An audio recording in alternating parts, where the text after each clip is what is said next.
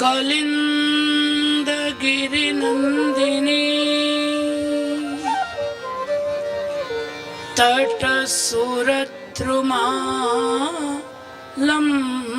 तटसुरद्रुमालम्बिनी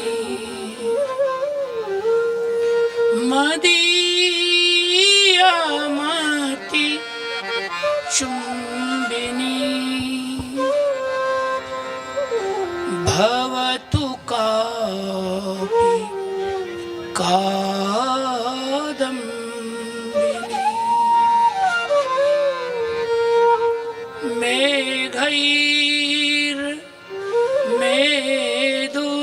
मेघैर्मेदुरमम्बरम् वनभुवः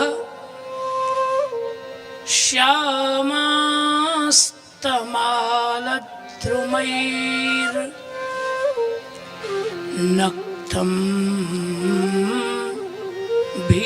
भीरुरयं त्वमेव तदिमं राधे गृहं प्रापय इत्थं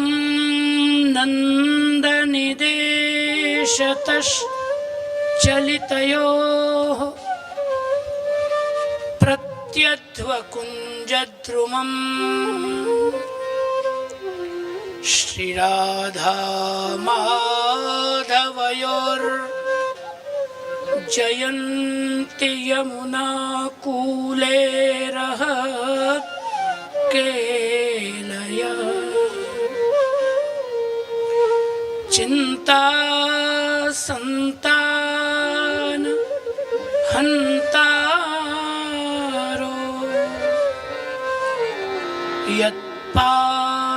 यत्पादाम्बुज रेणव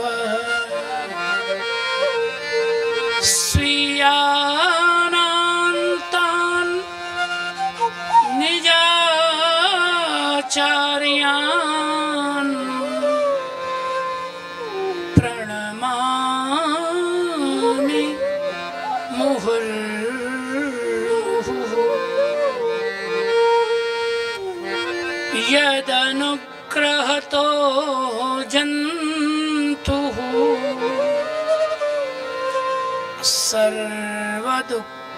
सर्वदुःखातिगो भवेत् तमहं सर्वदा वन्दे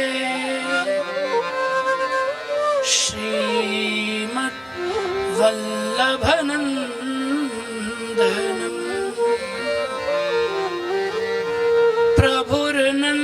प्रभुर्नन्दकुमारो मे स्वामिनी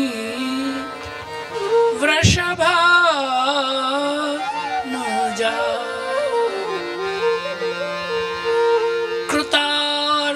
कृतार्थोऽहं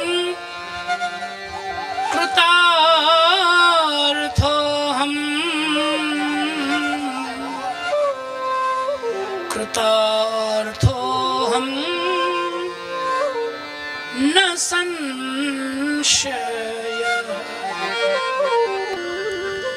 नमामि हृदये शेषे लीला क्षीराब्धि शायिनम् लक्ष्मी सहस्र लीलाभिः सेव्यमानं कलानिधिम्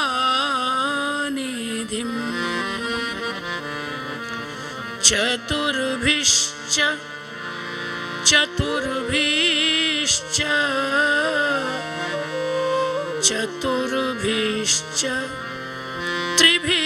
त्रिभिस्तथा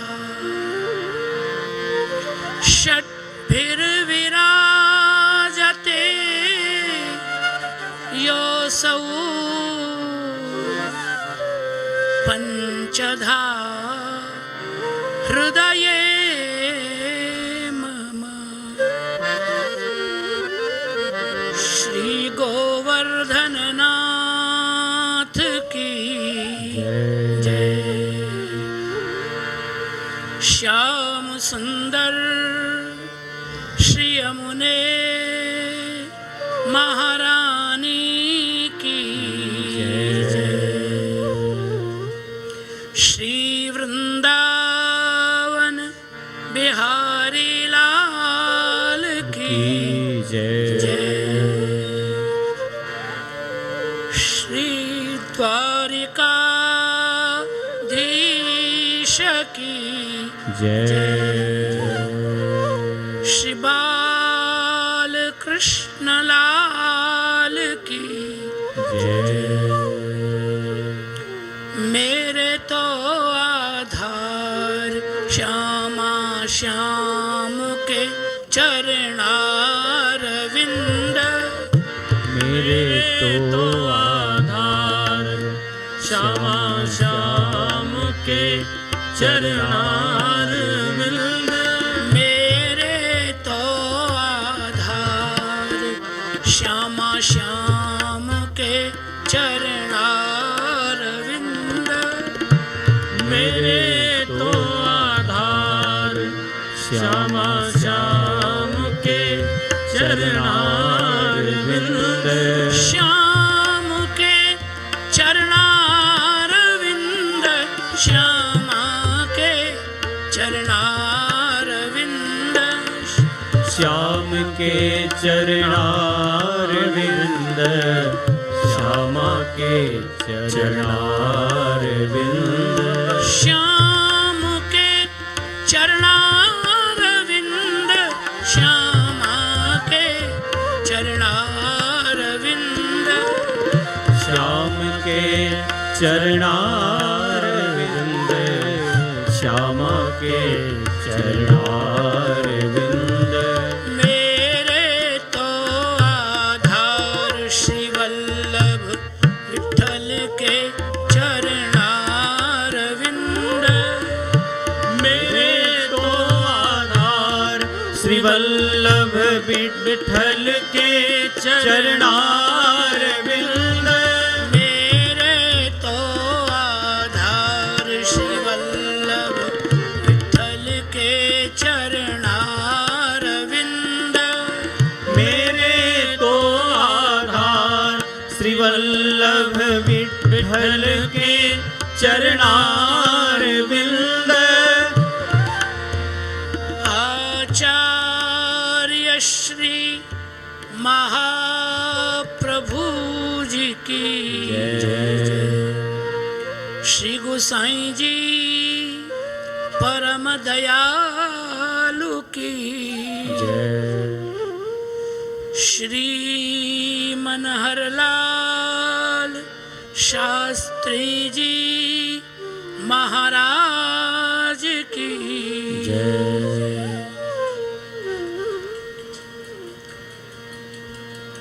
करुणानिधान भगवान श्री गोवर्धनधर प्रभु के एवं श्री यमुना महारानी के अहैतुक अनुग्रह के फलस्वरूप श्री गिरिराज जी की निर्गुण तरेहटी में सर्वदेवमयी श्री कृष्ण की परमोपास्या श्री गौ माता के इस पवित्र प्रांगण में अनेक जन्मों के पुण्य एवं श्री महाप्रभु जी की अकारण करुणा के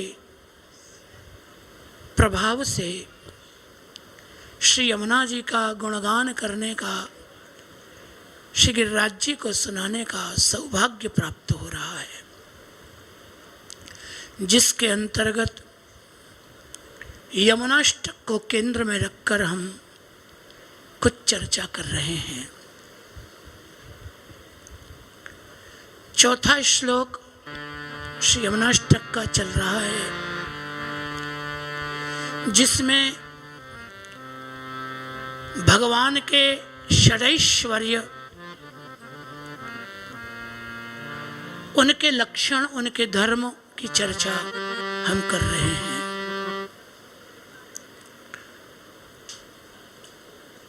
तो आइए पहले इस श्लोक का हम रसपान करें और फिर इसकी चर्चा आगे बढ़ाएं। अनंत गुण भूषिते शिव विरंचि देवस्तुते घना घन निभे सदा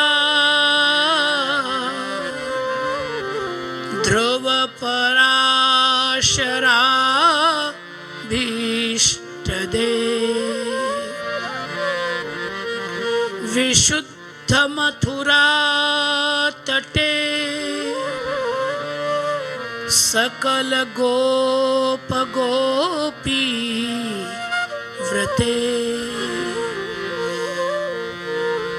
कृपा जलधि संश्रिते मम मनः सुखं भावय। इस श्लोक की चर्चा करते हुए हम इस श्लोक के षड गुण, 6 धर्म और 7वां धर्मी स्वरूप भगवान पहले श्री कृष्ण में उनके लक्षणों की संगति कर रहे हैं। उसके बाद श्री यमुना जी से उसकी संगति करेंगे। तो कल तक के प्रसंग में 4 धर्मों की चर्चा हम कर चुके हैं। ऐश्वर्य की चर्चा, भगवान के वीर्य धर्म की चर्चा, भगवान के यशो धर्म की चर्चा और भगवान के श्री धर्म की चर्चा। श्री धर्म की चर्चा में दास ने निवेदन किया था कि श्रियो हि परमा काष्ठा सेवकास्तादृशा यदि। श्री की चरमोत्कर्ष दशा वह मानी जाती है जब स्वामी के निकट रहने वाले सेवक भी उसके समान श्री संपन्न हो, जो कि भगवान के पार्षदों में पाई जाती है। इसलिए भगवान का श्री धर्म सर्वोत्कृष्ट श्री धर्म है। इसके बाद भगवान के ज्ञान धर्म की चर्चा आती है। उसमें आचार्य चरण श्री वल्लभाधीश महाप्रभु कहते हैं, ज्ञानोत्कर्षस् तदैव स्यात् स्वभाव विजयो यदि।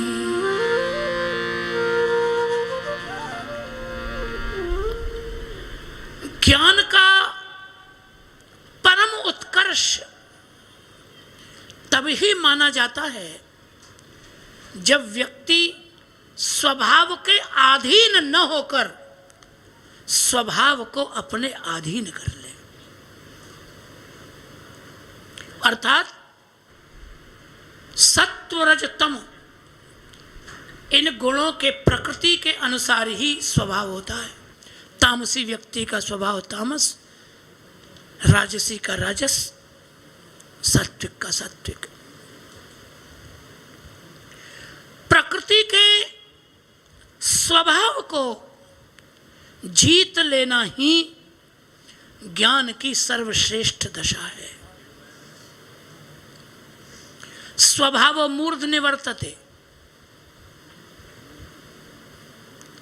स्वभाव सबसे ऊपर होता है व्यक्ति का। स्वभाव के विपरीत आचरण करना जीव के वश में नहीं होता। गीता जी में जब अर्जुन भगवान को कहता है कि मैं नहीं लड़ूंगा, मैं नहीं मारूंगा, भीष्म द्रोण इत्यादि अपने गुरुजनों को मैं नहीं मारूंगा, वो भी राज्य के लिए तो कभी नहीं मारूंगा। भैक्षमपि हलोके, मैं भीख मांग के खा लूंगा, लेकिन येषाम अर्थे कांक्षितम नो राज्यम भोगा सुखानि च। हमको राज्य की संपदा अपने सुख के लिए नहीं चाहिए, अर्जुन कह रहा है गीता जी के पहले श्लोक में, पहले अध्याय में। अर्जुन कहता है कि हमको ये जो राज्य का वैभव चाहिए अपने सुख के लिए नहीं है, अपने भोग के लिए नहीं चाहिए। येषाम अर्थे कांक्षितम नो राज्यम भोगा सुखानि च तइमेव स्थिता युद्धे प्राणान् त्यक्त्वा धनानि च। हमें राज्य का सुख वैभव किस लिए चाहिए? अपने गुरुजनों की सेवा के लिए चाहिए। हमारे पास साधन होगा, राज्य होगा, वैभव होगा, तो हम अपने गुरुजनों की सेवा कर पाएंगे। तो जिन गुरुजनों की सेवा के लिए हम राज्य चाहते हैं, उन्हीं को यदि मारना पड़ेगा, जब वही मर जाएंगे तो फिर इस राज्य का क्या करेंगे? हमें राज्य अपने लिए थोड़ा ही चाहिए, हमें तो गुरुजनों की सेवा के लिए चाहिए। इसलिए हे केशव, गुरु न हत्वा हि महानुभावान श्रेयो भोक्तुम भैक्षमपि ये लोके। गुरुजनों के खून में सने हुए भोग में नहीं भोगना चाहता। इन गुरुजनों को मारने की अपेक्षा तो हम भीख मांग लें, यही ठीक है। तो मैं नहीं लड़ूंगा।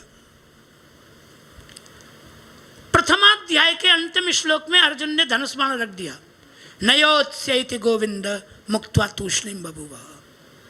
सीधे सीधे उसने भगवान से कहा, मैं नहीं लड़ूंगा, मेरी इच्छा नहीं युद्ध करने की, बोलिए। और भगवान उसको आगे कहते, अर्जुन ये जो तू कह रहा है ना कि मैं नहीं लड़ूंगा, नहीं लड़ूंगा, ये मूढ़ता की बातें हैं तुम्हारी। लड़ना न लड़ना तुम्हारे हाथ में नहीं है।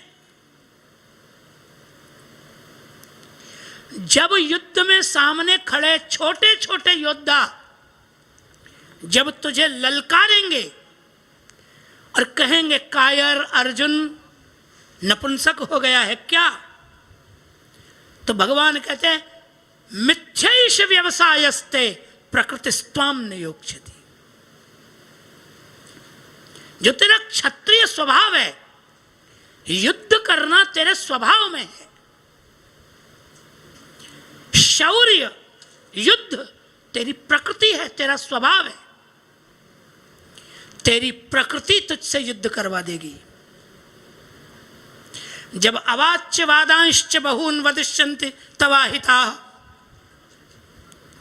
जब तुझे तिरस्कृत करने वाले, अपमानित करने वाले वचन युद्ध के मैदान में खड़े हुए योद्धा बोलेंगे कि डर गया क्या कायर नपुंसक, तो तेरा क्षत्रिय स्वभाव युद्ध करने से तुझे रोक नहीं पाएगा। धनुष तुझे उठा ही लेना है। अच्छी बात यही है कि भैया हमारे कहने से ही उठा ले, उठाना तो पड़ेगा। इसका तात्पर्य यह है कि स्वभाव से मनुष्य विवश होता है। प्रत्येक प्राणी अपने स्वभाव के अधीन होता है, सब स्वभाव के अधीन। एक आपको बड़े मजे की कथा सुनाऊं। एक ब्राह्मण की पत्नी का स्वभाव ऐसा था कि वो पति जो कहे उसके विपरीत करना यह उसका स्वभाव था। जो पति बोले वो नहीं करना, पति कहे उसके विपरीत करना, बस स्वभाव ऐसा ही था। पति विद्वान था, वो समझ गया कि मेरी पत्नी का स्वभाव ही ऐसा है कि वो मेरा विरोध करती है। तो यदि पत्नी से सीधा करवाना होता कोई काम तो उल्टा बोलता। जैसे पिताजी का श्राद्ध है, अब श्राद्ध तो करना पड़ेगा ना पिताजी का, तो कहता है ये हर वर्ष पिताजी का श्राद्ध आता है, इस बार हमारा करने का कोई विचार नहीं है। तो तुरंत पत्नी कहती क्यों नहीं करोगे, ये तो तुम्हारा धर्म है, एकदम गलत बात बोल रहे हो, पिता का विरोध करते हो, शर्म नहीं आती, श्राद्ध तो करना ही पड़ेगा, क्यों नहीं करोगे।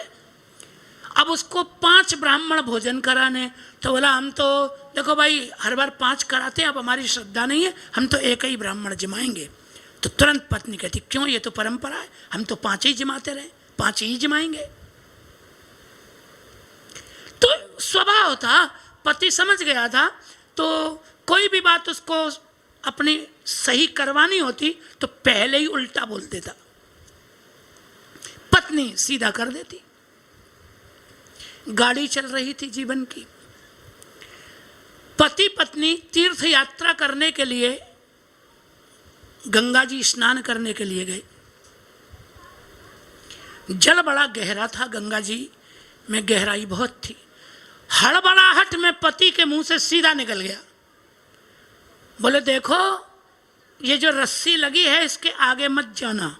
पत्नी ने आगे छलांग मार दी और डूबने लगी, तैरना तो आता नहीं था। तो वो हड़बड़ा गया बेचारा, पति घबरा गया। उसने अपना दुपट्टा उतार के और पत्नी की ओर फेंका, बोले इसे पकड़ लो। पत्नी ने पकड़ा ही नहीं, और परिणाम क्या हुआ कि जय जमुना मैया की। स्वभाव भला हो बुरा हो, व्यक्ति के लिए अच्छा और बुरा फल पहले देता है। दूसरों को सुख दुख तो बाद में देता है, पहले स्वभाव जिसका है उसी को सुख दुख होता है उसका। ज्ञानी पुरुष कभी प्रकृति के अधीन नहीं होता, स्वभाव के अधीन नहीं होता, वो स्वभाव को अपने अधीन करके रखता है। आचार्य चरण कहते हैं ज्ञानोत्कर्षस्तदैव स्यात् स्वभाव विजयो यदि। ज्ञानी पुरुष प्रकृति के स्वभाव के अधीन नहीं होता, अपितु वो स्वयं के स्वरूप में निष्ठ होता है। जैसे दृष्टांत के लिए मैं आपको कहूं, श्री यमुना जी का स्वभाव क्या है, नदी का स्वभाव क्या है। नदी का स्वभाव है उसका प्रवाह, प्रवाहित रहना नदी का स्वभाव है। लेकिन आप वेणुगीत में देखो, नद्यस्तदा तदुपधार्य मुकुंद गीत मावर्त लक्षित मनोभव भग्न वेगा आलिंगन स्थगित मूर्मि भुजैर मुरारेर गृह्णन्ति पादयुगलम कमलोपहारा। प्रवाहित रहना, बहते रहना, ये नदी का स्वभाव है। पर श्री यमुना जी का वर्णन कैसा है, भग्न वेगा। श्री कृष्ण से मिलने के लिए श्री यमुना जी का प्रवाह रुक गया, वेग भग्न हो गया, रुक गया प्रवाह। इसका तात्पर्य क्या है कि स्वभाव पर श्री यमुना जी का विजय है। यमुना जी प्रवाह के अधीन नहीं है, प्रवाह उनके अधीन है। यह ज्ञान का उत्कर्ष। और इसीलिए श्री यमुनाष्टक की फलश्रुति में कहा जाता है कि स्वभाव विजयो भवेत् वदति वल्लभ श्री हरे। श्री यमुना जी यदि कृपा करें तो स्वभाव पर भी विजय प्राप्त हो जाता है, स्वभाव भी बदल जाता है। ये बड़ा कठिन काम है, बहुत कठिन काम है। स्वभाव जिसका जैसा है वैसा ही रहता है, स्वभाव बदला नहीं जा सकता। लेकिन ज्ञान की उत्कर्ष दशा में स्वभाव बदल जाता है।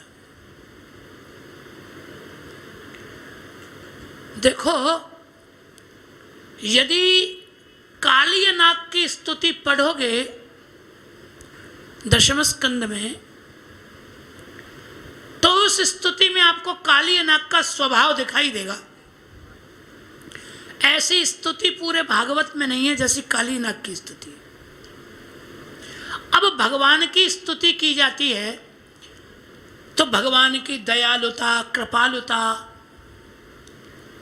भगवान के गुण धर्म, उनका वर्णन किया जाता है। काली नाग ने कुछ नहीं किया। काली नाग की स्तुति यदि देखोगे तो एकदम विचित्र स्तुति है। और भगवान से बोलता है, वयम खलाः सहोत्पत्त्या तामसा दीर्घमन्यवः। वो कहता है भगवान से, वयम खला, हम तो दुष्ट ही हैं। देखिए, भगवान को कह रहा है हम तो दुष्ट ही हैं, और दुष्ट भी कोई 2-4 दिन से नहीं हुए। सहोत्पत्त्या, हम तो जन्मजात ही दुष्ट हैं। तामसा, तामसी हैं। दीर्घमन्यवः, एक बार यदि हम किसी से क्रोध कर लें, नाराज हो जाएं, बदला लिए बिना नहीं मानते हैं।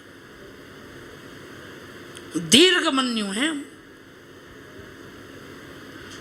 ये सब दोष हम में हैं, कालीनाग कह रहा है, भगवान से कह रहा है। बोले सारे दोष हम में मौजूद हैं, सारे दोषों का मैं भंडार हूं, ये बात सच है। लेकिन मैं इस स्वभाव के कारण जो आपका अपराधी हुआ हूं, उसमें मैं अपने आप को अपराधी नहीं मानता। देखिए, कालीनाग भगवान को कह रहा है, मैं स्वयं को अपराधी नहीं मानता। क्योंकि आगे वो कहता है, भवान ही कारणम तत्र। किसी को भी सात्विक बनाना, राजस बनाना, तमोगुणी तामसी बनाना, ये तो आपके अधीन है। आप जिसे चाहते हैं उसे तामसी योनि देते हैं, जिसे चाहते हैं उसे राजसी स्वभाव देते हैं, जिसे चाहते हैं उसे सात्विक स्वभाव देते हैं। तो मेरे तामसी होने में हेतु कौन है? मुझे तामसी बनाया किसने? तो भगवान है कारणम तत्र। मेरे दुष्ट स्वभाव में भी मूल कारण तो आप ही हैं।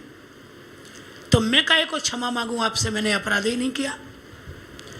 आपने मुझे जैसा बनाया स्वभाव से, वैसा आचरण करके हमने दिखा दिया आपको। तो काहे बात की क्षमा?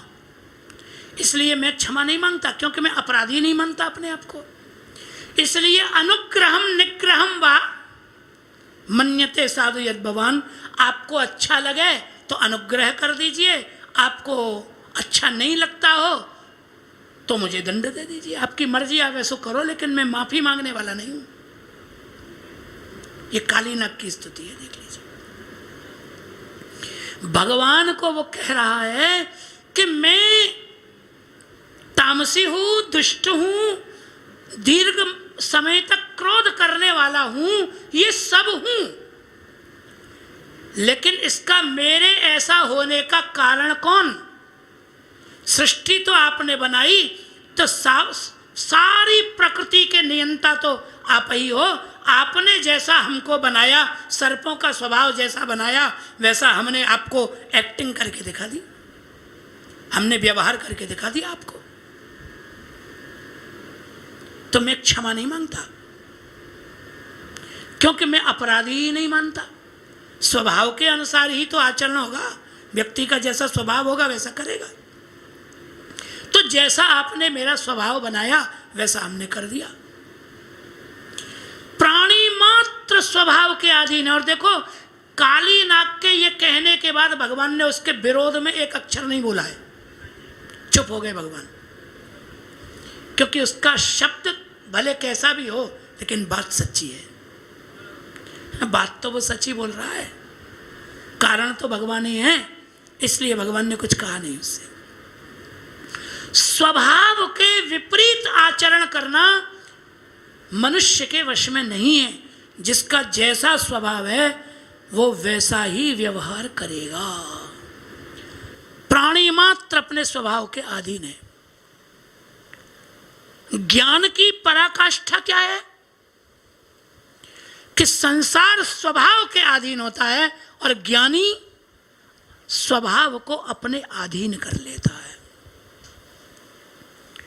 जो श्री यमुना जी ने किया कि प्रवाह जो नदी का स्वभाव होता है उसको भी उन्होंने भगवान के मिलन के लिए रोक लिया। तो एक ज्ञान की पराकाष्ठा है, यह ज्ञान धर्म भगवान में ही है। और वैराग्य, ज्ञान का उत्कर्ष वैराग्य है। उत्कर्षश्चापि वैराग्ये हरेरपि हरिर्यदि। शांत चित्त से समझिए, विराग शब्द के दो अर्थ किए जा सकते हैं। विगतः रागः, विरागः, संसार में राग का न होना, संसारासक्ति न होना, इसको राग कहा जाता, विराग कहा जाता है। लेकिन विशिष्टो रागः विरागः, यह भी विराग शब्द का एक अर्थ होता है। श्री भगवान में विशेष अनुराग का होना, यह भक्ति मार्गी, यह विराग है जो जनक जी में पैदा हुआ। तुलसी कृत रामायण में देखेंगे, एनाहि विलोकत अति अनुरागा, एनाहि विलोकत अति अनुरागा, एनाहि विलोकत अति अनुरागा, एनाहि विलोकत अति अनुरागा। बार बस ब्रह्म सुख ही मन त्यागा, बर बस ब्रह्म सुख मन त्यागा। जनक जी कह रहे हैं कि मैं विरागी आदमी, मुझे कभी कहीं राग न हुआ, और अति अनुरागा, राग भी कोई छोटा नहीं हो रहा है, मुझे अत्यंत अनुराग हो रहा है इनका रामचंद्र जी का रूप देखकर। अत्यंतता क्या है अनुराग की? बोले ब्रह्म सुख, ब्रह्मानंद जबरदस्ती मेरे हृदय से जा रहा है। राम हृदय में घुसे चले आ रहे हैं और निर्गुण ब्रह्म मेरे भीतर से जाता जा रहा है। क्या अनुराग है, गजब की बात है। यही बाबूजी यम लब्ध्वा निष्कामोपि सकामो भवति, यही सगुण साकार ब्रह्म की महिमा है कि जो संसार से विरक्त होते हैं वो भगवान में अनुरक्त हो जाते हैं, और जो भगवान में अनुराग ये होते हैं वो संसार से विरक्त हो जाते हैं। रागी को विरागी बना देना और विरागी को अनुरागी बना देना, ये उस मधुराधिपति भगवान की रूप माधुरी की प्रत्यक्ष महिमा है। तो विराग शब्द का एक अर्थ भक्ति मार्गीय यह भी है कि भगवती विशिष्ट राग है, भगवान में विशेष राग हो जाना। तो भगवान में राग होगा तो क्या करेगा व्यक्ति? सुखदेव जी भी जनक जी के शिष्य थे, तो वो भी पहले ऐसे ही विरागी थे, पर सुखदेव जी भी भागवत में स्वयं कह रहे हैं कि हमको मतलब नहीं था सगुण साकार ब्रह्म से, हम तो विरागी थे। और द्वितीय स्कंद के पहले ही अध्याय में सुखदेव जी कह रहे हैं परिनिष्ठितोऽपि नैर्गुण्ये उत्तम श्लोक लीलया गृहीत चेता राजर से आख्यानम यदधीतवान। क्या करें, हम तो निर्गुण ब्रह्म में निष्ठावान साधक थे, ब्रह्म सुख का आनंद लेते थे, पर उत्तम श्लोक लीलया गृहीत चेता, भगवान की लीलाओं ने ही हमारे चित्त को ऐसा खींचा कि हम निर्गुण ब्रह्म का सुख तो भूल गए और इन लीलाओं के आकर्षण में बंधकर जिस पिता को छोड़कर चले गए थे, उसी पिता के पास हमें भागवत पढ़ने को लौटना पड़ा। आख्यानम यदधीतवान। कल एक बहन पूछ रही थी, शायद आप ही पूछ रही थी या किसने पूछा, मुझे स्मरण नहीं है। कल पूछा कि सुखदेव जी तो विरह कातर व्यास जी को छोड़कर चले गए सन्यास लेकर, फिर भागवत पढ़ने आए। हाँ, निश्चित सच बात है, भगवान की स्वरूप माधुरी और भगवान के करुण स्वभाव से आकर्षित होकर सुखदेव जी आए व्यासाश्रम में। श्री भागवत जी की यह महिमा है कि जो पुत्र छोड़ गया व्यास जी को, वो भागवत जी ने उनके आश्रम में दोबारा लाके खड़ा कर दिया। बड़े आनंद में भरे वेदव्यास ने पुत्र से पूछा, वत्स तुम्हारा स्वागत है। कहा, पिताजी मुझे भागवत पढ़ाइए, मैं भागवत पढ़ने आया हूं। बड़े प्रसन्न वेदव्यास जी ने सुखदेव जी को संपूर्ण भागवत पढ़ाई। भागवत पूरी हो गई, अध्ययन पूरा हो गया, तो सुखदेव जी ने कहा, पिताजी अब हमें आज्ञा दीजिए, अब हम जाते हैं। तो वेदव्यास जी ने कहा, गुरुदक्षिणा दीजिए। गुरुदक्षिणा की एक विधि है, आपने हमसे भागवत पढ़ी है, आप गुरुदक्षिणा दीजिए, ऐसे कैसे जा सकते हैं? तो उन्होंने कहा, हम पे गुरुदक्षिणा के लिए क्या है, पर हम आपको दंडवत करते हैं। हमारे पास, जिन सुखदेव जी के पास शरीर के अतिरिक्त कुछ है ही नहीं, वस्त्र भी नहीं है श्रीअंग पर, तो क्या देंगे? भौतिक तो कुछ है नहीं। तो कहा, पिताजी हम क्या दे सकते हैं? गुरुदेव आपने हमको भागवत दिया, हम आपको क्या दे सकते हैं? तो कहा, नहीं तुम दे सकते हो। तो कहा, हम देंगे, यदि दे सकते हैं तो आप आदेश करें। तो कहा, सभी माता पिताओं की तरह हमारी भी अभिलाषा है कि हमारा पुत्र हमारे घर में रहे, हमारे पास रहे, हमारी सेवा करे, हम उसका ब्याह काज करें, उसके विवाह का, उसकी गृहस्थी का सुख लें, हमारी भी इच्छा है। तो हम चाहते हैं रह जाओ, यही दक्षिणा दो। तो सुखदेव जी ने कहा, जो आज्ञा। तो अपनी छाया वहां विराजमान करके सुखदेव जी पधारे। प्रतिबिंब, जैसे सीता जी अपना प्रतिबिंब रघुनाथ जी के पास रखकर लीला के लिए और अग्नि में चली गई थी, पधार गई थी, ऐसे सुखदेव जी अपना छाया रूप वेदव्यास जी के पास छोड़कर निज रूप से वन में पधारे। इसलिए महात्म्य की कथा में छाया सुख का वर्णन आता है, छाया सुख। और श्री भागवत जी में भी सुखदेव जी का विवाह हुआ है। उनकी कृतवी नाम की एक कन्या है जिसके ब्रह्मदत्त नाम का पुत्र हुआ है। सकृतव्याम शुक कन्यायाम ब्रह्मदत्त मजीजनत। तो उन छाया शुक का विवाह भी हुआ।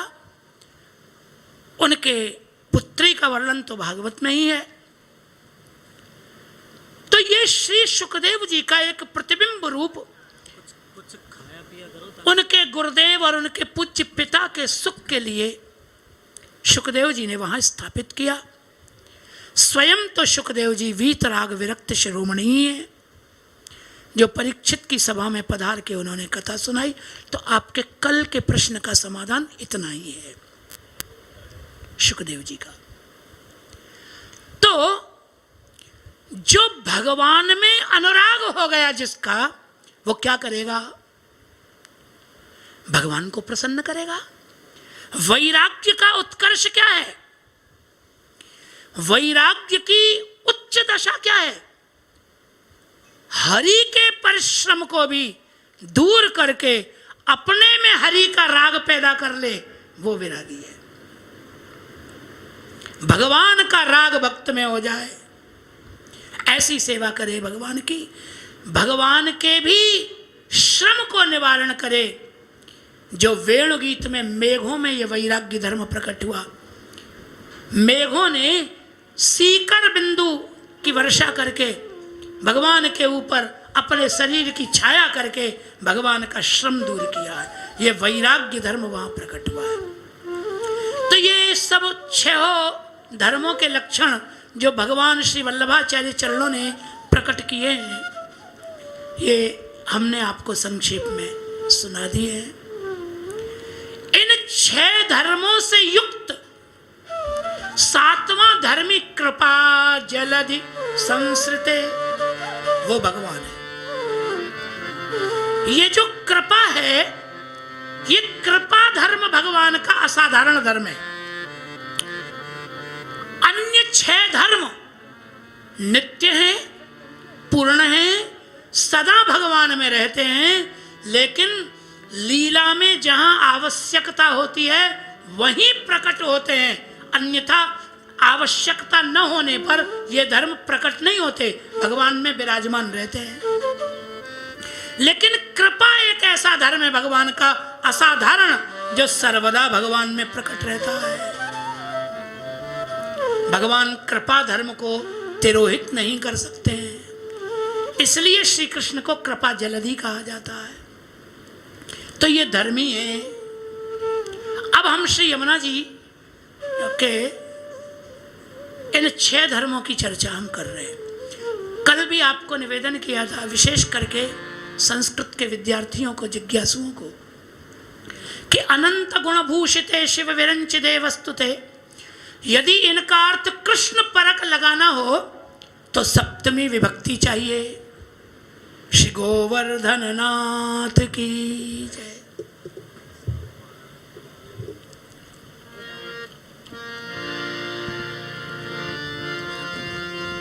श्री वल्लभ विठ्ठल गिरधारी, श्री यमुना जी की बलिहारी। श्री वल्लभ विठ्ठल गिरधारी, श्री यमुना जी की बलिहारी। श्री वल्लभ विठ्ठल गिरधारी, श्री यमुना जी की बलिहारी। श्री वल्लभ विठ्ठल गिरधारी, श्री यमुना जी की बलिहारी। श्री यमुना जी की बलिहारी।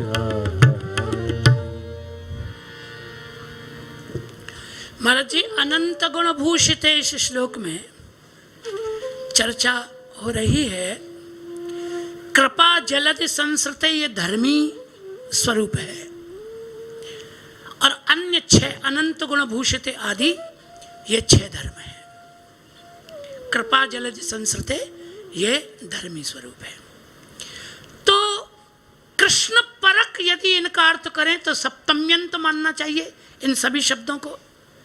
अनंत गुण भूषिते कृष्णे, शिव विरंचिते वस्तुते कृष्णे, घन निभे कृष्ण, सब सप्तम एक वचन मानना चाहिए। और जब श्री यमुना जी परक इनका अर्थ करेंगे तो संबुद्धि रूपाणी, ये सभी संबोधन हैं श्री यमुना जी के। हे अनंत गुण भूषित, अनंत गुण गणों की भंडार श्री यमुना जी है। और इसका एक कीर्तन श्री छीत स्वामी जी ने गाया है।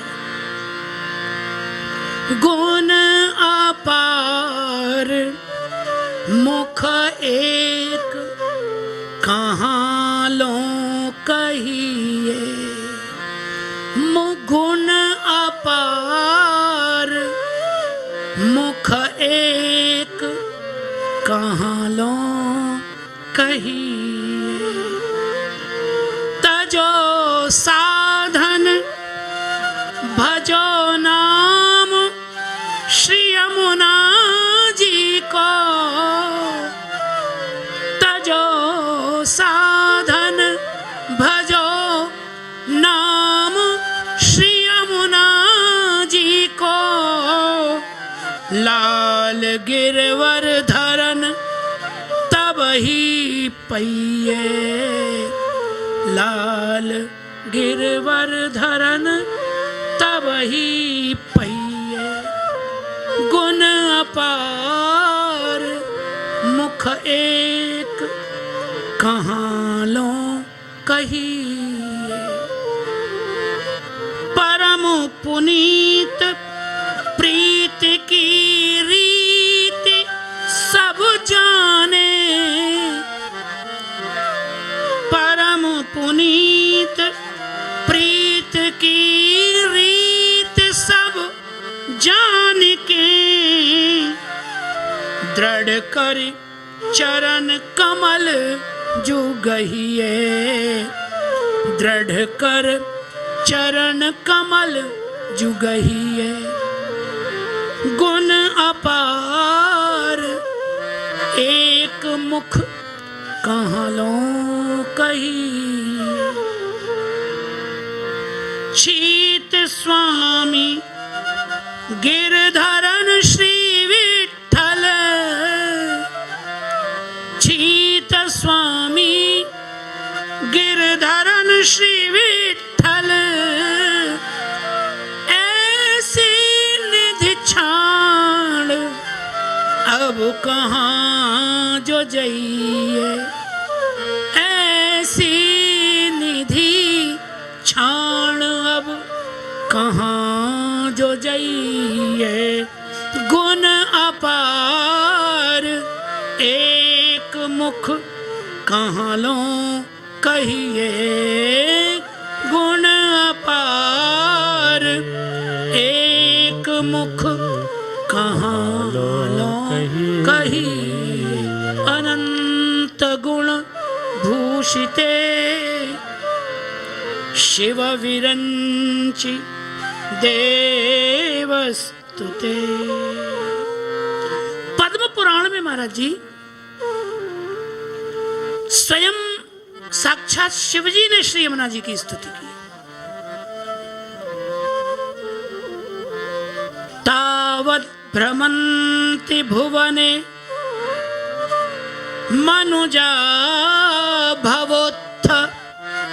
दारिद्र्य रोग मरण व्यसनाभिभूता। यावच्चलं तव महानदी नील नीलम। पश्यन्ति नो दधति मूर्धसु सूर्यपुत्री। हे सूर्यपुत्री, महादेव कहते हैं कि भवोत्थ दारिद्र्य रोग मरण व्यसना विभूता मनुजा भुवने तावदेव भ्रमंती। इस संसार में संसार से उत्पन्न अविद्याग्रस्त जीव को अविद्या के कारण उत्पन्न दरिद्रता, देहादि रोग, मृत्यु, काम क्रोध विषय आदि का व्यसन, ये सब ही अभिभूत कर सकता है, तब तक ही उन्हें अपने वश में रख सकता है, और तब तक ही मनुष्य इन दुखों से संसार में भटक रहे हैं, जब तक हे सूर्यपुत्री, हे महानदी, तब नील नीलम जलम यावत न पश्यन्ति मूर्धसु नो दधति तावदेव भ्रमंती। हे सूर्यपुत्री श्री यमुना जी, जब तक उन्हें आपका श्यामल श्यामल वह मधुर रसरूप नीर का दर्शन नहीं होता, और जब तक आपके उस रसरूप नीर को वो अपने मस्तक पर धारण नहीं करते, तब तक ही वो संसार में भटकते हैं। इसके बाद तो फिर संसार में वो नहीं जाते। ये महादेव जी का वचन पद्म पुराण में श्री यमुना जी के लिए है। शिव विरंचि देवस्तुते। श्रीमद् वाल्मीकि रामायण में भी महाराज जी अयोध्या कांड के 55वें सर्ग में, जहां श्री सीता जी संगम में होकर गंगा जी के पार जा रही हैं, वहां वो श्री यमुना जी की स्तुति सीता जी कर रहे हैं। श्री यमुना जी से कह रहे, वाल्मीकि रामायण के ये 2 पद्य हम उद्धृत करके लाए। श्री यमुना जी कह रहे, कालिंदी मध्यमायाता सीता त्वेनाम वंदत। कालिंदी मध्यम आयाता सीता तू एनाम अवंदत। एनाम श्री यमुनाम अवंदत। श्री सीता जी जब गंगा पार करने के लिए श्री यमुना जी के प्रवाह में आई, तो सीता जी ने श्री यमुना जी को प्रणाम किया और कहा, स्वस्ति देवी तरामि त्वाम पारयेन् मे पतिव्रतम। हे देवी, हे सूर्यपुत्री यमुना जी, मैं आपको अभी तर रही हूं, पार कर रही हूं, मुझे आगे जाना है। देवी, मैं पतिव्रतम स्वस्ति पारयेत। मेरे पति का यह व्रत है कि उन्होंने अपने माता पिता को 14 वर्ष तक, 14 वर्ष तक वन में रहने का वचन दिया है, स्वीकार किया है। 14 वर्ष वन में रहना, तो यह मेरा पतिव्रत, मेरे पति का व्रत, वो मेरा ही व्रत है। मैं उसे कल्याण पूर्वक पूर्ण कर लूं, ऐसा आप मुझे आशीर्वाद दीजिए कि मेरा यह पतिव्रत पूर्ण हो जाए।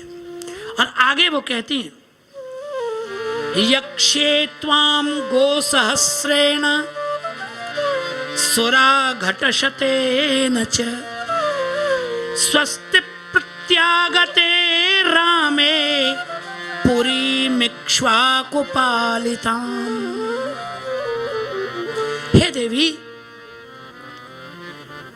रामे स्वस्ति प्रत्यागते सती, आपकी कृपा से जब मेरे पति श्री रामचंद्र कुशलता पूर्वक इक्ष्वाकु वंशीय राजाओं से पालित अयोध्या में जब आ जाएंगे, तो गो सहस्रेण त्वाम यक्षे, मैं 1 सहस्र गौ आपके तट पर दान करूंगी। सहस्र गोदान करके आपको प्रसन्न करूंगी। और सुराघट शतेन च, सुरेभ्य अघटितानि यानि पदार्थानि तेभ्य पदार्थेभ्य यक्ष्ये, उन पदार्थों से भी मैं आपका पूजन करूंगी जो देवताओं को भी दुर्लभ है, देवताओं को भी अघट हैं। सुराघट का यही महाराज जी अर्थ महानुभाव टीकाकारों ने किया है कि जो पदार्थ देव दुर्लभ हैं, उन देव दुर्लभ पदार्थों से श्री यमुना जी मैं आपकी पूजा करूंगी। आप हमें आशीर्वाद दें और हम स्वस्ति पूर्वक आएं। तो शिव विरंच देवस्तुते, शिव विरंची और अन्य अन्य देवताओं की, सीता जी तो साक्षात भक्ति हैं, जगन माता हैं, उनके जैसी तो वही हैं, उन्होंने भी श्री यमुना जी का स्तवन किया है। ऐसी श्री यमुना जी की महिमा है। और घना घन निभे समुच्चय है, निपातार्थ में है। चारों दिशाओं से मेघ आए, चारों दिशाओं से मेघ संकलित होकर, जो घनीभूत होकर जो वर्ण उत्पन्न होता है, ऐसी आभा श्री कृष्ण की है और वैसी ही श्यामला श्री यमुना जी है। मैंने घनीभूत श्यामल है श्री कृष्ण भी और श्री यमुना जी भी, ऐसी आभा है। तो जो कृष्ण का वर्ण है, स्वरूप है, वैसी ही आभा आप धारण करती है। और ध्रुव पराशर आदि ने भी आपका स्तवन किया है। पराशर ऋषि की बात तो महाराज जी ने ही बताई थी, आपने ही बताई थी कि यहां पराशर ऋषि ने तप किया है और उनके तप के कारण उन्हें वेदव्यास जैसे पुत्र की प्राप्ति हुई है श्री यमुना जी की कृपा से। महाराज जी व्यास चबूतरा भी है ब्रज में, मधुपुरी में व्यास चबूतरा है। देखिए यहां हम एक बात कह रहे हैं, कई लोग, यह हम उन विद्यार्थियों के लिए कह रहे हैं जो भविष्य के श्रीमद् भागवत के प्रवक्ता होने वाले हैं, उनकी सावधानी के लिए हम ये बात कह रहे हैं। स्थूल क्रिया से धर्म अधर्म के निर्णय की शास्त्र में कोई व्यवस्था नहीं है। क्रिया के मूल में संकल्प क्या है, उस संकल्प के आधार पर धर्म और अधर्म का निर्णय होता है। स्थूल क्रिया देखो ना, तो डॉक्टर और डाकू की एक ही होती है, एक जैसी होती है। डाकू भी पैसा लूटता है, लेता ही है, और शस्त्र भी मारता ही है। डॉक्टर क्या करता है, वो भी ऑपरेशन करता है तो शस्त्र भी मारता है और पैसा तो लेता ही है, वो भी लेता है। लेकिन दोनों के संकल्प में भेद ये है कि डाकू मारने के लिए मारता है, लूटने के लिए लूटता है, मारता है। डॉक्टर जिंदगी देने के लिए पैसे लेता है और जीवन देने के लिए मारता है। दोनों के संकल्प में बड़ा फर्क है। वेदव्यास जी के प्रादुर्भाव की कथा को लेकर व्यवस्थित ज्ञान न होने के कारण अनेक लोग वहां कई प्रकार के संदेह करते हैं। कथा कुछ ऐसी विचित्र है, इतिहास, कि सत्यवती नाव में बैठी थी, वे पराशर ऋषि को पार जाना था, वो गए और जब नदी के धार में पहुंचे मध्य में, तो पराशर में काम उत्पन्न हुआ और सत्यवती के द्वारा उनके वेदव्यास जी का जन्म हुआ। इस प्रकार की कथा है। और इस कथा के स्थूल इतिहास को लेकर लोग कई प्रकार के अनुचित प्रश्न खड़े करते हैं। इसलिए या तो इस कथा को समय हो तब ही कहना, संक्षेप में मत कहना, और यदि विस्तार से कहो तो पहले इसके मूलभूत स्वरूप और कारणों की चर्चा जरूर करना, अन्यथा अन्यथार्थ की प्रतीति संभव है। शांत चित्त से बात समझिए। पराशर जैसे महानुभाव ऋषि, महर्षि वशिष्ठ के पौत्र, ब्रह्मज्ञानी, ऐसे महानुभाव के अंतःकरण में वासना का, अनुचित वासना का जन्म होना ही लगभग असंभव है। और वो भी कहां? तीर्थ की पवित्र धार में। सामान्य संसारी भी वहां इस प्रकार के मनोभाव नहीं रखता, तो पराशर ऋषि इस प्रकार की व्यवस्था वहां कैसे करेंगे?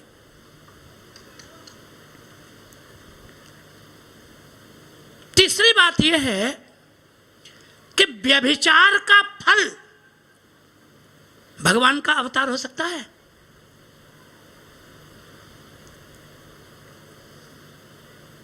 वेदव्यास जी का प्रादुर्भाव संपूर्ण रूप से अलौकिक है। आचार्य चरण कहते हैं कि श्री पराशर ऋषि में भगवान नारायण का आवेशावतार हुआ। उसी काल में भगवान का आवेशावतार हुआ। सत्यवती जी में श्री लक्ष्मी जी का आवेशावतार हुआ। इस प्रकार वेदव्यास जी के जन्म की व्यवस्था हुई, और वो भी दिव्य अलौकिक, तुरंत जन्म हुआ। प्राकृत व्यवस्था भी नहीं है वहां। कोई भी स्त्री गर्भ धारण करे तो कम से कम 9 से 10 महीने उसे गर्भ धारण करना होता है। वहां कोई ऐसी व्यवस्था नहीं। जन्म कर्म च में दिव्यम, सब दिव्य है भगवान का। तत्काल पुत्र का जन्म हुआ, यह प्राकृत व्यवस्था नहीं है। इसलिए वेदव्यास जी के प्रादुर्भाव की जो कथा है वो दिव्य है।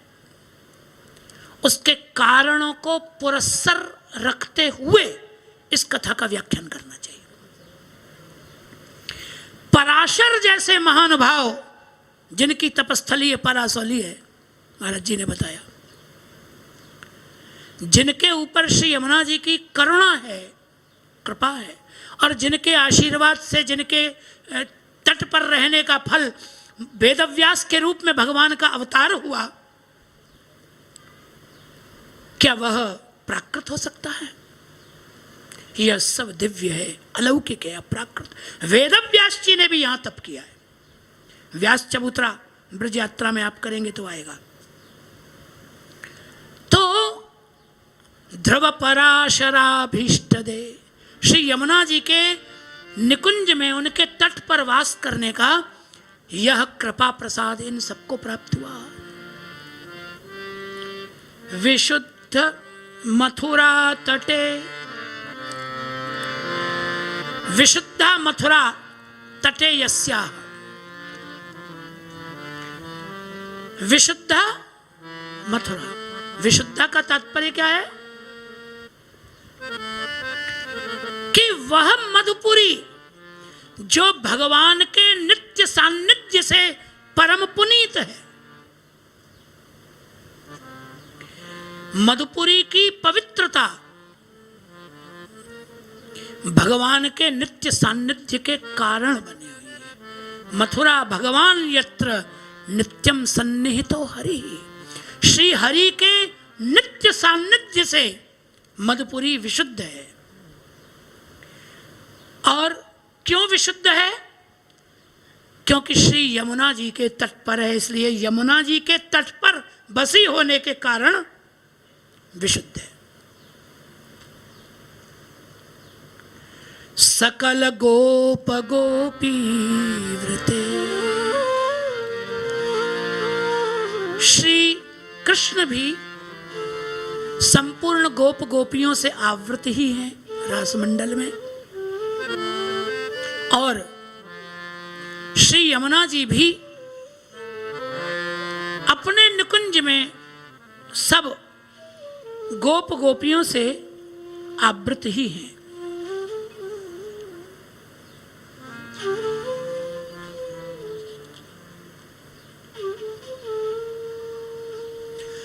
श्री यमुना जी की अद्भुत महिमा है।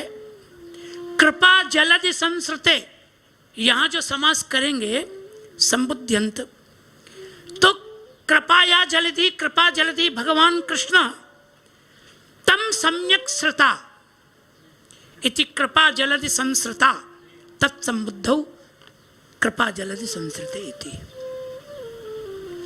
कृपा का समुद्र श्री कृष्ण है।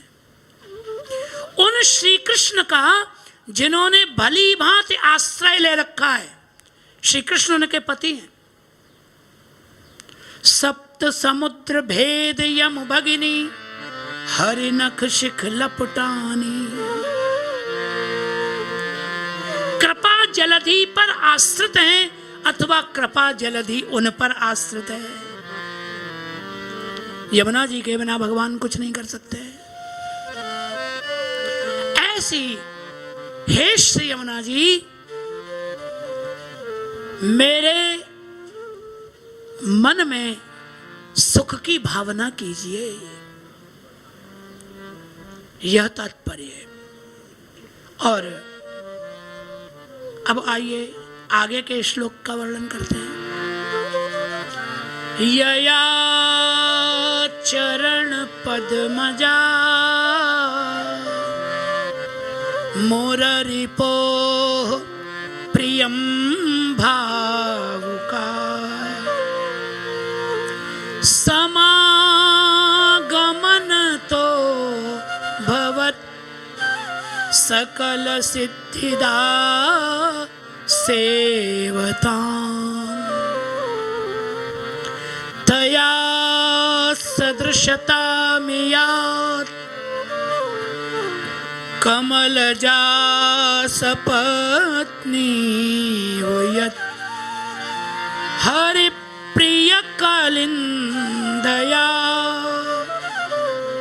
मनसि में सदा स्थियता।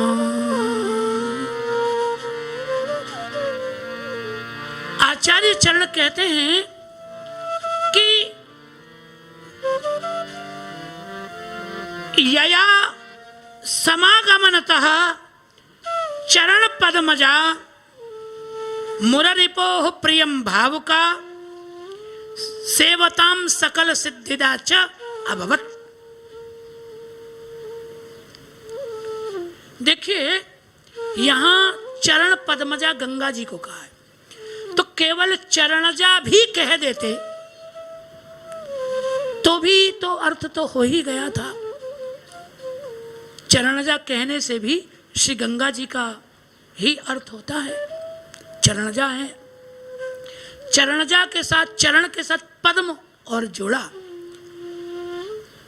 वैसे तो महाराज जी प्रायः करके भगवान के सभी श्रीअंगों की उपमा कमल से ही दी जाती। प्रायः नमः पंकजनाभाय नमः पंकजमालिने नमः पंकजनेत्राय नमस्ते पंकज चरण कमल हृदय कमल कर कमल मुख कमल नेत्र कमल, सब कमल ही कमल। क्या गजब बात है। कमल में कुछ तो ऐसा है ही कि भगवान अपने श्रीअंगों की उपमा कमल से ही प्राप्त करनी स्वीकार करते हैं। तो पहली बात तो यह है कि श्री कमला लक्ष्मी जी भगवान की पाणिग्रहीता पत्नी है और पद्मजा भी है। लक्ष्मी जी कमल के साथ ही प्रकट हुई है। तो पद्मजा है तो पद्म जो है, कमल जो है, वो लक्ष्मी जी का पिता है एक प्रकार से। भगवान गृहस्थी है। श्री वल्लभाचार्य चरणों का विनोद है शास्त्र का और तात्पर्य भाव भी है, हम आपको निवेदन कर रहे हैं। भगवान ने पाणिक ग्रहण कर लिया लक्ष्मी जी से, तब भगवान गृहस्थी हो गए। और गृहस्थियों की ये नीति होनी चाहिए कि यदि घर में सुख शांति रखनी होए तो धर्म पिता का भी पूरा आदर रखो। यदि आप सास ससुर का अनादर करेंगे और उनसे टेढ़े ही टेढ़े चलोगे तो घर में सुख शांति नहीं हो सकती है। और भगवत संबंधी है पद्म, तो भगवान कमल का आदर करने के लिए लक्ष्मी के संबंध के कारण सदा अपने श्रीअंगों में ही रखते हैं। एक तो ये बात है। कहीं कहीं पद्म को लक्ष्मी जी का भाई भी बताया है महाराज जी। हम आपको क्या बताएं, हमारे एक आचार्य पाद बम्बई में विराजते थे, हम उनको शास्त्राभ्यास के लिए कभी कभी जाते थे। तो हम उनके यहाँ गए तो हम तो भोजन तो कहीं करते नहीं, स्वभाव ही खराब है, तो भोजन नहीं करते हैं। एक दिन बड़े आग्रह से उन्होंने हमसे कहा कि शास्त्री जी आज आपको मेरे यहाँ भोजन करना पड़ेगा। तो हमने कहा ऐसा कौन सा उत्सव है महाराज? तो बोले आज उत्सव ही है। तो हमने कहा बताइए तो सही। बोले कोई उत्सव नहीं है, आज मेरी धर्म पत्नी मेरी बहू जी सवेरे से रसोई में लगी है स्वयं, और भिन्न भिन्न सामग्री ठाकुर जी के भोग की तैयार कर रही। तो हमने कहा उत्सव तो बताइए। बोले उत्सव कुछ नहीं है, बस हमारे मन में आया। तो हमने कहा बहू जी तो इतना रसोई में नहीं जाते हैं। तो कहा कि हमारी बहू जी बहुत सुंदर सामग्री सिद्ध करती है, बहू जी के हाथ में रस है, बहुत सुंदर सामग्री सिद्ध करती है, पर जाती नहीं है, आलसी हैं। अब हमको उनके हाथ की कुछ चीज़ें बड़ी अच्छी लगती हैं, हम चाहते हैं ठाकुर जी को भोग आवे उन चीज़ों का, तो बहू जी ही बनावें, फिर भोग आवे, फिर प्रसाद हमको किनका मिले। अब वो फिर नखरे करती है, नहीं मानती, झगड़ा हो जाता है। तो हमने एक रास्ता निकाल लिया है। कहा बताइए। तो कहा हमारे साले की पोस्टिंग बम्बई में हो गई है, तो जब भी हमको कुछ मनोरथ होता है तो हम अपने साले को फ़ोन करते हैं, उसको कहते हैं कि तुमसे मिलना चाहते हैं भाई, आ जाओ, इतने दिन हो गए, किसी दिन आओ, थोड़ा मिलते हैं और हमारे साथ ही भोजन करना है। और बेचारा संकोच में हाँ कर देता है। तब हम अपनी बहू जी को कहते आपका भाई आ रहा है, उसके लिए तो कुछ करो। तो सवेरे से लगती है रसोई में। अब वो तो बेचारा इतनी मेहनत बहू जी करती हैं, अब वो तो बेचारा संकोच के कारण जब प्रसाद की थाली आती है तो थोड़ा सा खा पी के तो विदा हो जाता है। पर हमारा मनोरथ मुख्य पूर्ण तब होता है। ये विवेक है, गृहस्थियों का विवेक है, विवेक है, जीने की कला है महाराज जी। पूज्यपाद स्वामी जी सुनाते थे, अखंडानंद सरस्वती जी महाराज, कि परम पूजनीय संत स्वरूपी ही हम तो उनको मानते हैं, सेठ श्री जयदयाल जी गोविंद का जी। यद्यपि शरीर उनका वैश्य का था, लेकिन थे वो निश्चित संत ही, उच्च कोटि के महात्मा थे महाराज जी। उनको पुत्र शोक प्राप्त हुआ प्रारब्ध के वश। अब पुत्र शोक प्राप्त हुआ तो सेठ जी सर पीट पीट के रोने लगे। पुत्र शोक होने पर सर पीट पीट के रोने, वृद्ध तो थे ही, बुढ़ापा था। पूज्यपाद स्वामी जी बताते थे कि हम भी वहाँ थे और सेठ जी सर पीट पीट के रो रहे थे। पूरा परिवार उनको समझा रहा था, अरे बाबूजी आप ऐसे करेंगे तो कैसे चलेगा, आप शांत रहिए, कुछ नहीं, सब ठीक हो जाएगा, भगवान की इच्छा, ऐसे समझा रहे थे सब उनको। तो बाद में स्वामी जी कहते हमने सेठ जी से पूछा कि सेठ जी आप जैसा विद्वान पुत्र शोक से इतना घबरा गया तो संसारियों की क्या दशा होगी? तो उन्होंने कहा नहीं, हमको कोई दुख नहीं था, ये तो नौटंकी थी।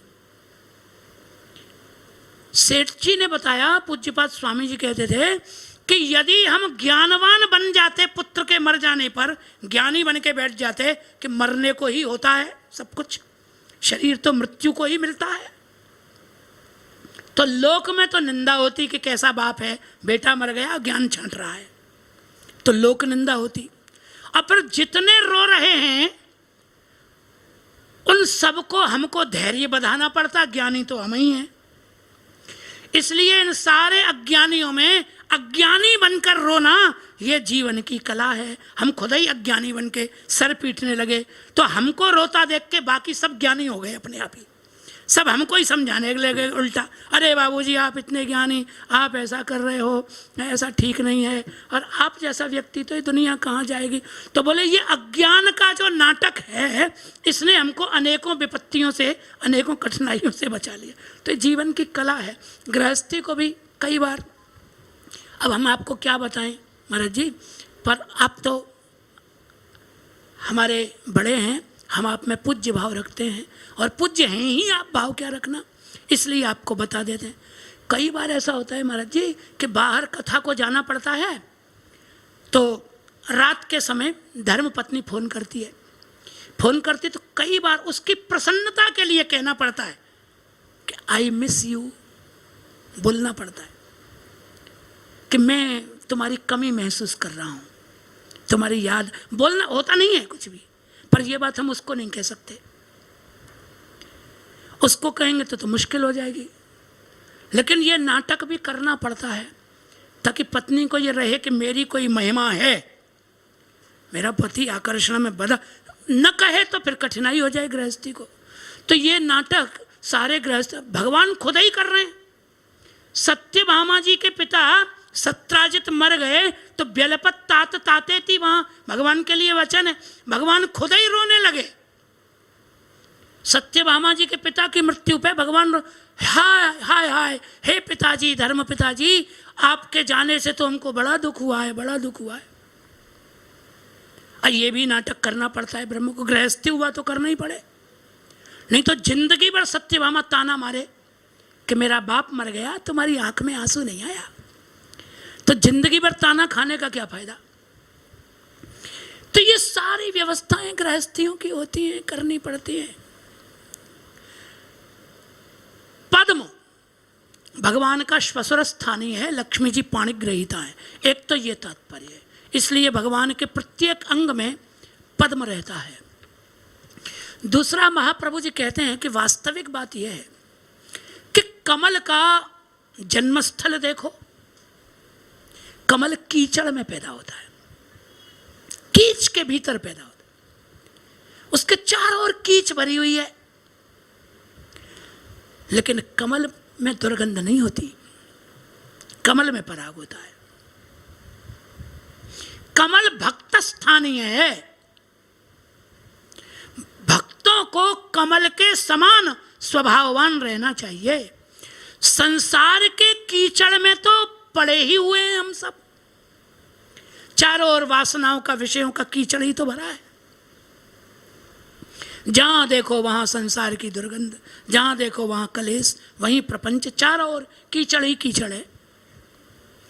पर कमल कीचड़ में भी सुगंधित रहता है। जितने भी हरि भक्त हैं वो संसार की कीचड़ में प्रकट हुए दिव्य कमल हैं, जो श्री हरि नाम की महिमा गा रहे हैं, भगवान नाम का पराग बिखेर रहे हैं संसार में। कमल के समान भक्त होते हैं। और देखो, कमल का सूर्य से अनन्य प्रेम है, कीचड़ में रहता है, सूर्य से अनुराग है उसको, उसका प्रियतम सूर्य है। यमुनाष्टक में भी हम कह चुके हैं, जयति पद्म बंधो सुता। श्री यमुना जी पद्म बंधु सूर्य हैं, सूर्य की पुत्री है। सूर्य से प्रेम है, चारों ओर कीचड़ है, लेकिन अपने प्रियतम सूर्य को देखता है, खिल जाता है। खिल जाने का अर्थ है आत्मविभोर होके, मस्त होके, उत्फुल्ल हो जाता है, प्रसन्न हो जाता है। भक्त का भी जीवन ऐसा होता है। संसार के सुख दुख की कीचड़, चारों ओर विपत्तियां फैली हैं, लेकिन श्री हरि नाम का कीर्तन हो तो सारे सुख दुख भूलकर, मग्न होकर भगवान के प्रेम में विलज्जोदगायत नृत्यते च मदभक्ति युक्तो भुवनम पुनाति, भूल जाता है संसार की परिस्थितियां, और सारी परिस्थितियों को भूलकर प्रेमावेश में श्री हरि के गुण गाता है। ये पद्म के जैसा स्वभाव भक्त का होता है। और इस प्रकार का जिसका स्वभाव होता है, भगवान कहते हैं वो तो मेरे अंग अंग से लगा हुआ है। मैं उसको कभी नहीं छोड़ता। वो तो पद्म है, मेरे हर अंग में उसका वास है। तो यहां चरण पद्मजा कहा गया है श्री गंगा जी को। चरणजा भी कहते तो भी चल जाता, लेकिन पद्मजा का, उसका हेतु श्री हरिराय महाप्रभु जी लिखते हैं कि भगवान का जो चरण कमल है वो भक्ति स्वरूप है। चरणारविंद भक्ति स्वरूप है। हमारे पुष्टि मार्ग में यद्यपि सभी संप्रदायों में श्री भक्तों के मस्तक पर विराजमान जो तिलक है उसके भिन्न भिन्न स्वरूप हैं।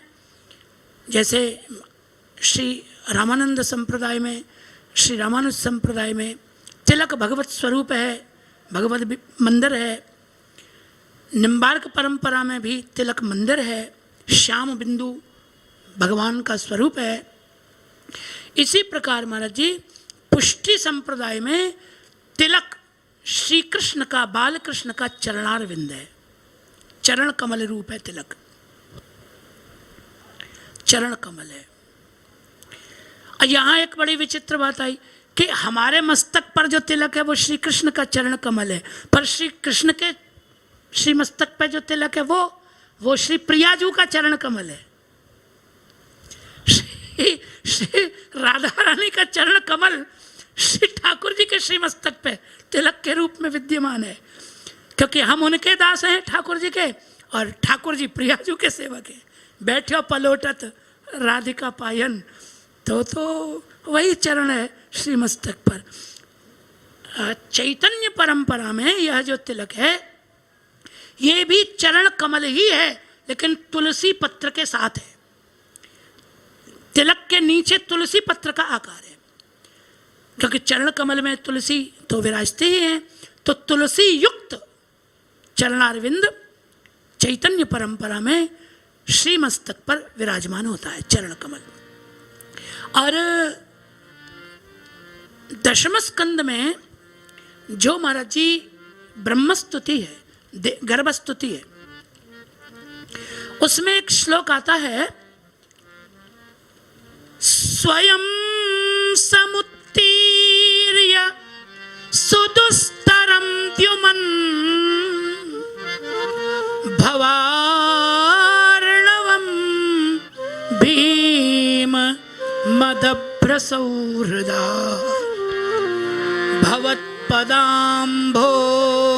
भवत्पदाम्भोरुहनाव मत्र ते निधाय याता सदनुग्रहो भव।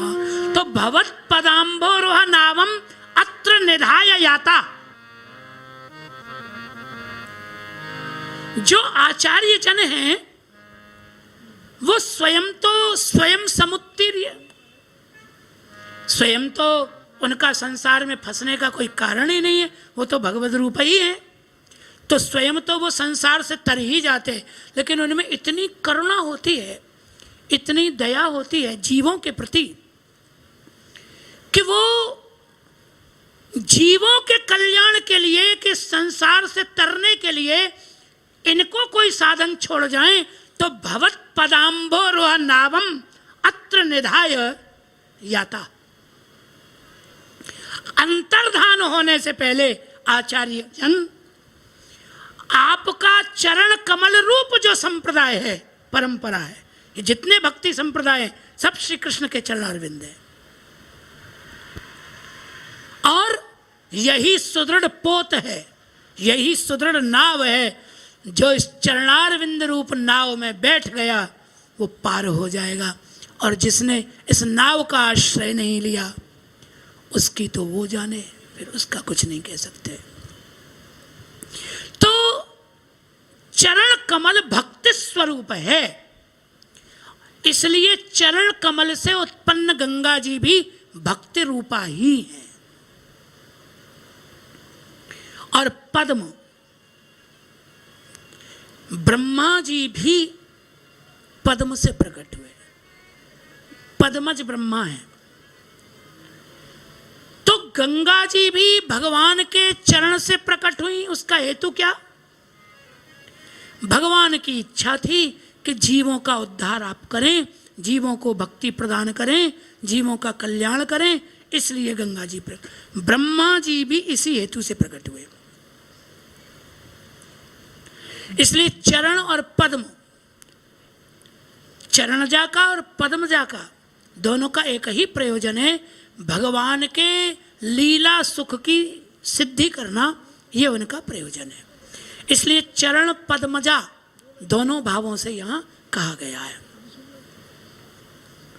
और चरण पद्मजा जो गंगा जी हैं वो यया समागमनतः मुररिपोह प्रियम भावुका सेवताम सकल सिद्धिदा च अभवत।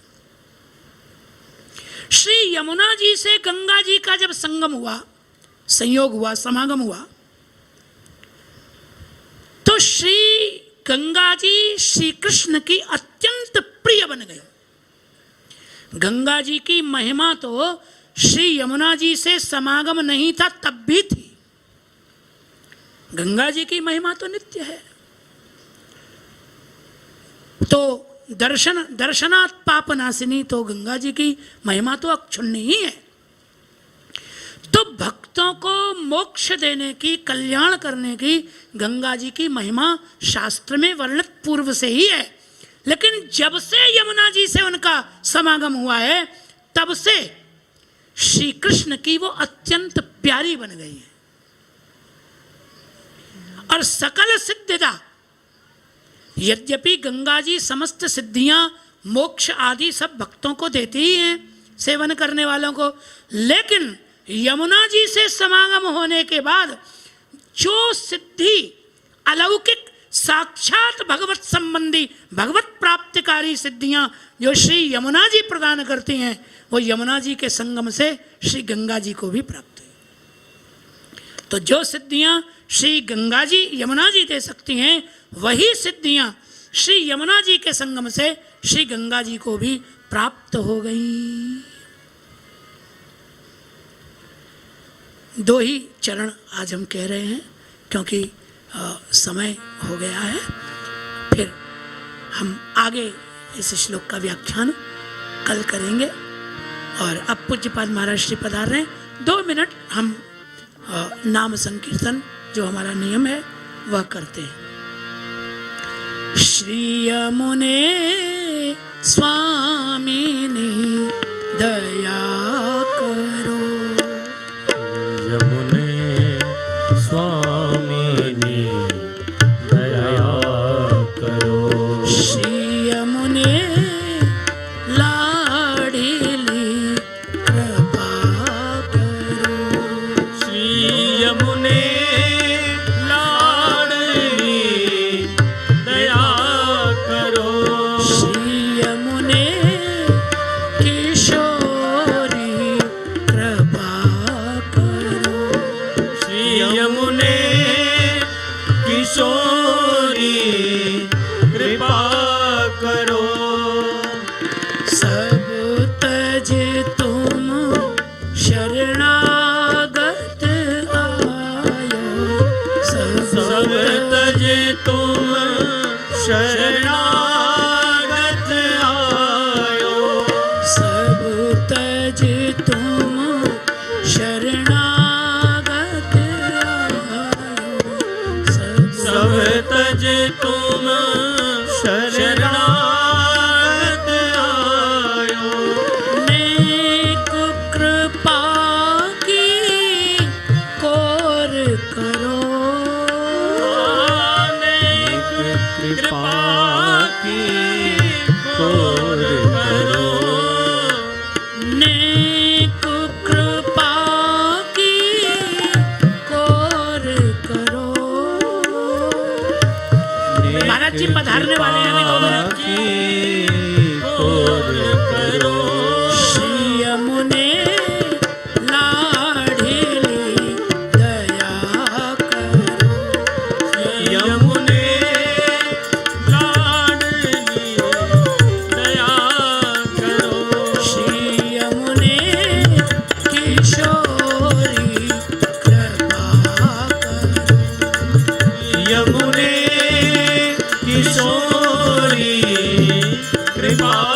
करो। जय यमुने जय यमुने जय यमुने जय श्री यमुने जय यमुने यमुने यमुने जय यमुने जय यमुने। नंद लाला मेरो श्याम सलोना है नंद लाला मेरो सीताराम। श्याम सलोना है श्री यमुना जी मेरी श्याम सलोनी श्री यमुना जी मेरी श्याम सलोनी है। श्री यमुना जी मेरी श्याम सलोनी है श्री यमुना जी मेरी श्याम सलोनी है। गोपाला मेरा श्याम सलोना है गोपाला मेरो श्याम सलोना है। नंद लाला मेरो श्याम सलोना है लाला मेरो श्याम सलोना है। श्री यमुना जी मेरी श्याम सलोनी है श्री यमुना जी मेरी श्याम सलोनी है। श्री यमुना जी मेरी श्याम सलोनी है श्री यमुना जी मेरी श्याम सलोनी है। श्री जमुना मैया की श्री गोवर्धन नाथ की जय।